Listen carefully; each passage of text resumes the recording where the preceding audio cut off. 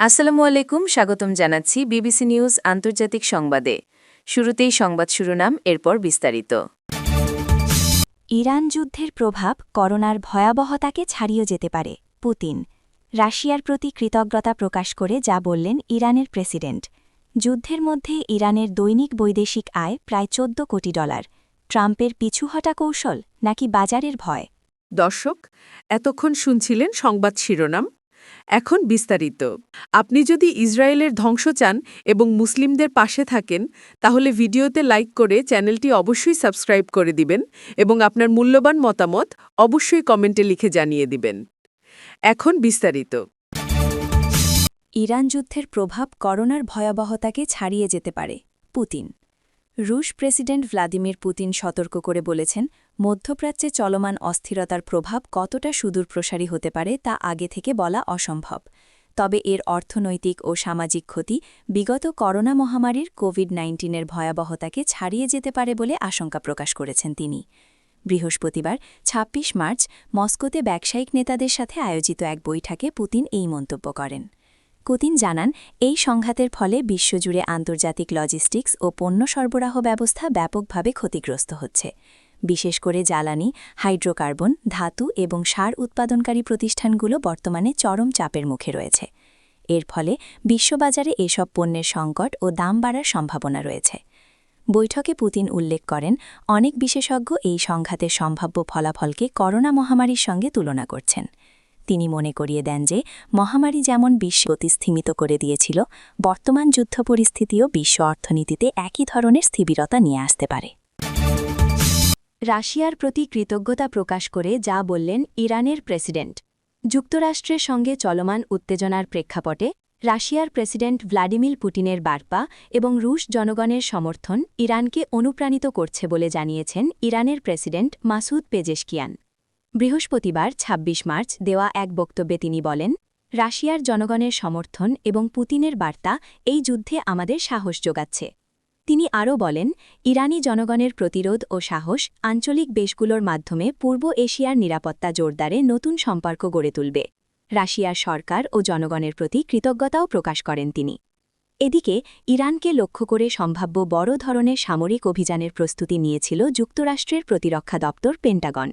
মার্কিন সংবাদমাধ্যম অ্যাক্সিওসের এক প্রতিবেদনে বলা হয়, চূড়ান্ত আঘাত হানতে স্থলবাহিনী ব্যবহার এবং ব্যাপক বোমা হামলার পরিকল্পনাও বিবেচনায় ছিল। প্রতিবেদন অনুযায়ী তেহরান ও ওয়াশিংটনের মধ্যে আলোচনায় অগ্রগতি না হলে পরিস্থিতি নাটকীয়ভাবে সামরিক সংঘাতে রূপ নিতে পারত।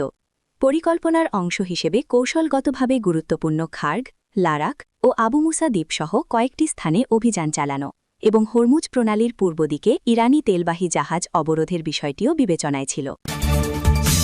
যুদ্ধের মধ্যেই ইরানের দৈনিক বৈদেশিক আয় প্রায় $14 কোটি। যুক্তরাষ্ট্র ও ইসরায়েলের সঙ্গে প্রায় এক মাস ধরে চলমান তীব্র সংঘাত সত্ত্বেও ইরানের বৈদেশিক আয়ে বড় ধরনের ধাক্কা লাগেনি। বরং এই সময়েই দেশটি প্রতিদিন গড়ে প্রায় $13,90,00,000 আয় করছে, যার প্রায় পুরোটাই আসছে তেল রপ্তানি থেকে।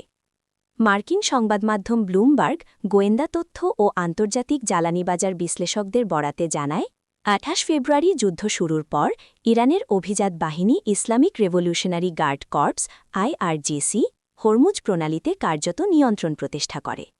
আরব সাগর ও পারস্য উপসাগরকে সংযুক্ত করা এ প্রণালী বিশ্ব জ্বালানি বাণিজ্যের অন্যতম গুরুত্বপূর্ণ পথ। বিশ্বে পরিবাহিত তেল ও তরল গ্যাসের প্রায় ২০% এই রুট দিয়ে যায়।